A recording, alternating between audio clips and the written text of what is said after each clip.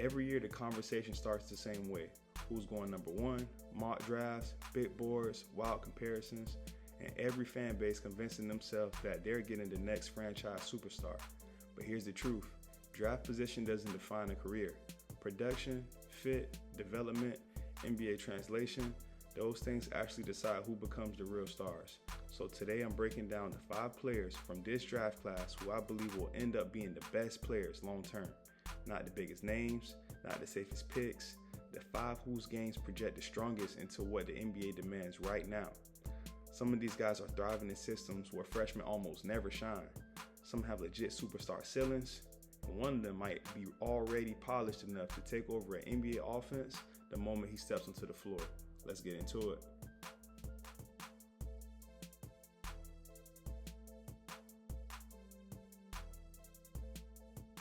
If you know anything about Kevin Sampson's program at Houston, you know this. Freshman guards do not come in and run the show. This is one of the toughest, most disciplined systems in college basketball. Sampson prioritizes toughness, physicality, defensive detail, and experience. Freshmen normally sit behind 3rd, 4th, even sometimes 5th year players. So when a kid like Kingston Flemings not only cracks the rotation, but actually thrives, that's a flashing neon sign that this dude is different. From day one, Flemings has shown high-level pick and roll reads, real scoring efficiency, control and pacing that's rare for an 18-year-old, no panic when pressured, and a natural feel for creating space. He's not out there trying to survive. He's dictating tempo, something most young guards don't master for years. What stands out most is a combination of burst and craft. He can blow by defenders, but he also understands when to slow down, when to snake a screen, when to hit the skip pass, and when to get into his pull-up. In the finishing, he's got touch, but he also is fearless. Contact doesn't faze him, he attacks it. Defensively, Sampson is molding him early. No lazy habits, no shortcuts. He's learning physical NBA-ready principles before he even gets drafted. His NBA projection is a strong caliber guard who can run an offense day one.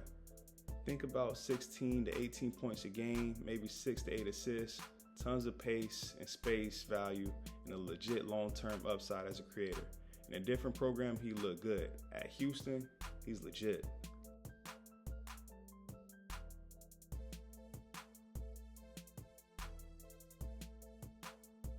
Next up, the guy who might end up being the best pure scorer in the class, AJ Dembonsa. At 6'9", he's long, smooth, and explosive. He already looks like the prototype of a modern NBA wing. Most guys his size are finishers. Dembonsa, he's a creator. Right now at BYU, he's showing elite space creation, comfortable pull-up shooting, strong finishing through traffic, fluidity that's extremely rare for a player his size, and a scoring mentality that you just can't teach. He can score in isolation, he can score off movement, he can score in transition, and he's learning how to leverage his physical tools instead of just overpowering defenders. His shot selection is improving, his efficiency is trending up, and he's starting to show flashes as a secondary playmaker, being able to hit cutters, reading help defenders, and manipulating closeouts. Defensively, the tools are insane.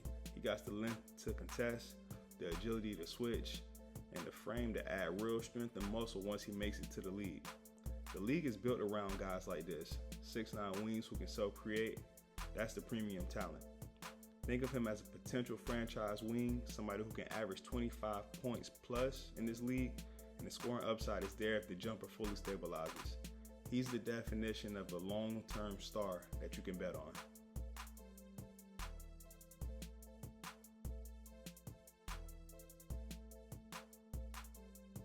So next up is Caleb Wilson, and he's one of those guys NBA teams always talk themselves into, and honestly, I get why. He's 6'10", but he doesn't move like a typical big. He's comfortable on the perimeter, he can handle the ball a bit, he attacks downhill, and when he gets to the rim, he finishes hard. Watching him at North Carolina, you see it pretty quickly. In transition, he's dangerous. Once he gets a step, that long stride just eats up space. And you'll see flashes, not every possession, but enough where he faces up, hits a mid-range jumper, or creates something off the bounce. Offensively, he's a problem. He's too quick for slower bigs to stay in front of, but he's also too long and too strong for most wings to deal with. When he's locked in and aggressive, he honestly looks like someone defenses just don't have an answer for.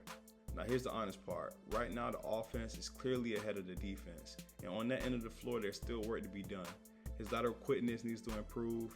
Off the ball, his rotations aren't always on time.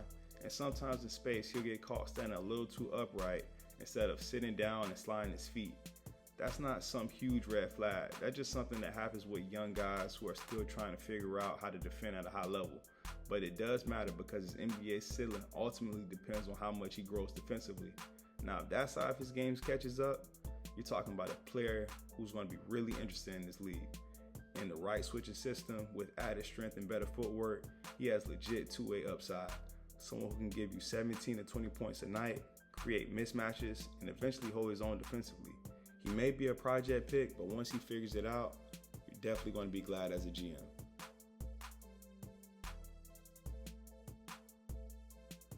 Next up, Cameron Boozer. And honestly, if we're talking about pure production right now, he might be the most reliable guy in this whole group. He's polished, he's smart, he's physical, he rebounds, he makes the right pass, and he finishes around the rim. He's basically a walking double-double at Duke. You know exactly what you're getting from him every night. But the real question with Boozer is how does all of that translate to the NBA? Because this is where things get interesting. Boozer is kind of a true tweener. He's probably not quick enough to laterally defend modern fours in space, but he's also not long or vertical enough to consistently guard true fives. So defensively, he ends up in this middle area where it's not totally clear who his matchup is supposed to be. And in today's NBA, that matters a lot, especially for bigs. Teams want you to either switch onto guards or protect the rim, and Boozer doesn't perfectly fit into either role right now. Now that doesn't mean he won't be good. His IQ and skill set are so high that he's absolutely going to be a productive player. But if we're talking about him reaching his ceiling and potential as a player, the defensive end is what's going to decide it. He projects as someone who's smart, a reliable front court piece, and a guy who will definitely contribute, but how far he climbs depends on how well he survives defensively at the next level.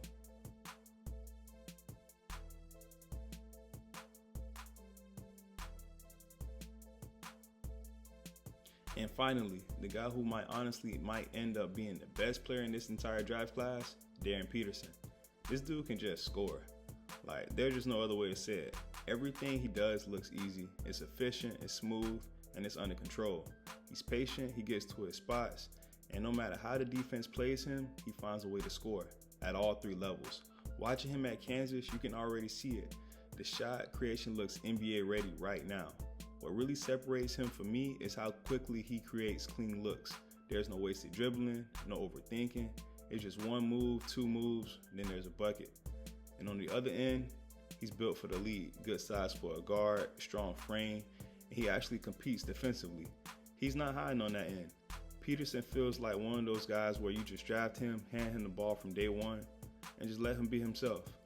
He's projected to be a real number one option with high scoring upside, a guy who can carry an offense, close games, and be a primary scorer. The floor is high, and the ceiling, that could be something special. So yeah, that's my 5. And honestly, this is the stage of the draft where opinions start getting really different.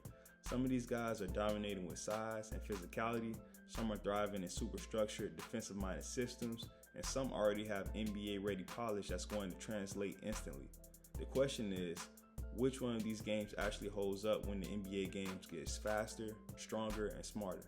Let me know your top 5 in the comments. Tell me who I slept on and who you think becomes the best player in 5 years. If you want more scouting reports and not just mock drafts, hit that subscribe button. Thanks for watching. See you next time.